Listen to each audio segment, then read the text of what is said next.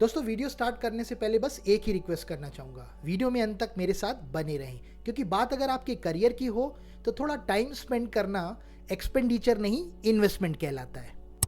आइए दोस्तों, finally video की शुरुआत करते हैं रिज्यूमे के टॉप से। यहाँ पर आप देखिए अपना नाम मेंशन कर सकते हैं, यहाँ पर मेंशन कर सकते हैं अपने लिंक्डइन प्रोफाइल का लिंक, गिटहब का लिंक, अगर आपने कोई वेबसाइट बनाई है तो उसका लिंक, अपना फ़ोन नंबर और अपना ईमेल आईडी।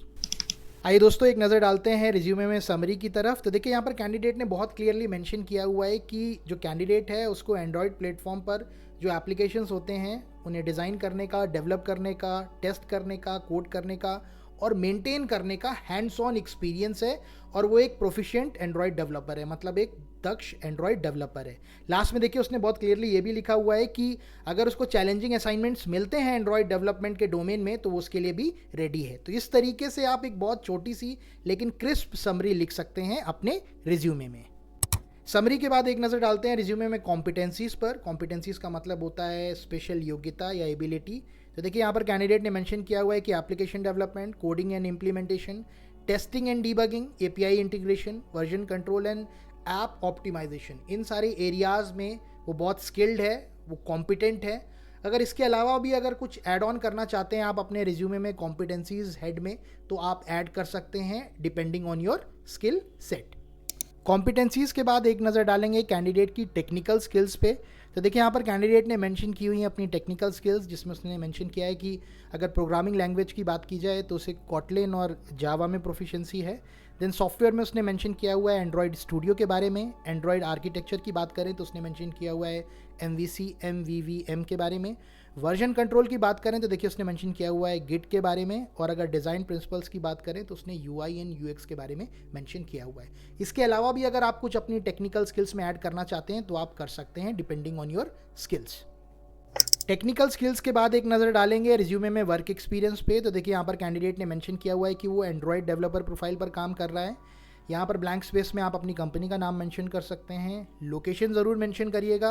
और देखिए लास्ट में कैंडिडेट ने मेंशन किया हुआ है कि वो मार्च 2022 से लेके आज तक कंपनी में काम कर रहा है, तो आप ये फॉर्मेट यूज़ कर सकते हैं। इसके बाद देखिए यहाँ पर रिस्पॉन्सिबिलिटीज़ मेंशन की है कैंडिडेट ने, की रिस्पॉन्सिबिलिटीज़ हेड के अंडर में। तो यहाँ पर आप वो रोल्स एंड रिस्पॉन्सिबिलिटीज़ मेंशन कर सकते हैं, हम एक एक करके इन पर फोकस करेंगे। तो देखिए पहले पॉइंट में कैंडिडेट ने लिखा हुआ है developing and designing Android applications using Kotlin and Java programming. Candidate ये कहना चाह रहा है कि कोटलिन और जावा प्रोग्रामिंग को यूज़ करके वो डिज़ाइन करता है और डेवलप करता है एंड्रॉयड एप्लीकेशन, ये उसके रोल्स एंड रिस्पॉन्सिबिलिटीज़ में आता है। Writing effective and efficient code using Kotlin और जावा प्रोग्रामिंग, मतलब जो जावा प्रोग्रामिंग है या कोटलिन है उसको यूज़ करके इफेक्टिव और एफिशिएंट कोड लिखता है वो, ये भी उसके रोल्स एंड रिस्पॉन्सिबिलिटीज़ में आता है। Collaborating with UI UX designer to create user friendly interfaces, user friendly interfaces को क्रिएट करने के लिए वो UI UX डिज़ाइनर के साथ में कोलैबोरेट करता है, ये भी उसका एक रोल है। नेक्स्ट देखिए implementing application functionalities and features, जो एप्लीकेशन फंक्शनैलिटी और फीचर्स होते हैं उनका इम्प्लीमेंटेशन करना, ये भी उसके रोल्स एंड रिस्पॉन्सिबिलिटीज़ में आता है। Identifying bugs and issues while testing procedures, testing करते हुए जो भी बग्स होते हैं और इश्यूज़ होते हैं उनको आइडेंटिफाई करना और उन्हें सॉर्ट आउट करना, ये भी उसके रोल्स एंड रिस्पॉन्सिबिलिटीज़ में आता है।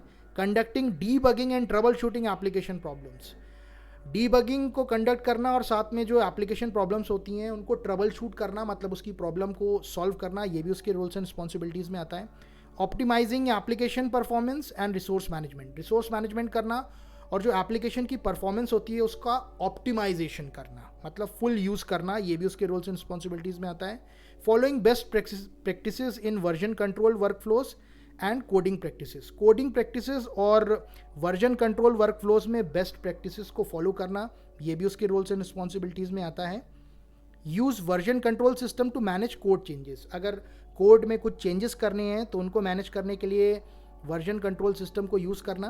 और देखिए last but not the least candidate ने लिखा हुआ है integrate web services and APIs to enable data exchange between app and server, app और सर्वर के बीच में डेटा एक्सचेंज को इनेबल करने के लिए वेब सर्विसेज और APIs का इंटीग्रेशन करना, ये भी उसके रोल्स एंड रिस्पॉन्सिबिलिटीज़ में आता है। तो दोस्तों इस तरीके से आप लिख सकते हैं अपने KRA के बारे में, अपने वर्क एक्सपीरियंस में, और अगर आप इस तरीके से डिटेल लिखते हैं तो ट्रस्ट मी एक बहुत अच्छा इम्पैक्ट पड़ता है और आपके रिज्यूमे के शॉर्टलिस्ट होने के चांसेस भी बढ़ जाते हैं।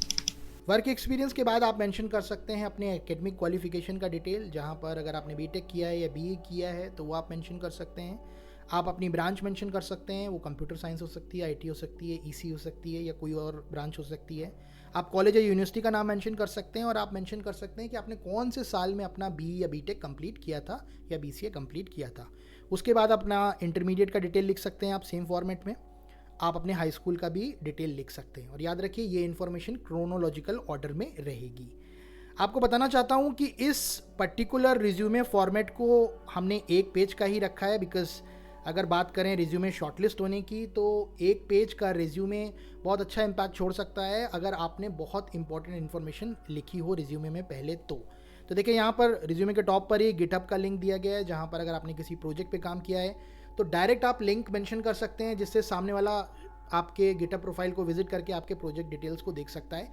इसीलिए रिज्यूमे में प्रोजेक्ट डिटेल नहीं मेंशन किए गए हैं। अगर कोई बहुत ही इंपॉर्टेंट प्रोजेक्ट है तो आप मेंशन भी कर सकते हैं। और अगर मैं बात करूं हॉबीज़ की, इंटरेस्ट की या एक्स्ट्रा करिकुलर एक्टिविटीज़ की, तो जब आप एक्सपीरियंस कैंडिडेट हो जाते हैं तो रिक्रूटर जो होते हैं वो आपके technical skills, competencies, work experience पे ज़्यादा फोकस करते हैं। तो आप इस तरीके का फॉर्मेट यूज़ कर सकते हैं और अपने लिए एक इफेक्टिव रिज्यूमे बना सकते हैं।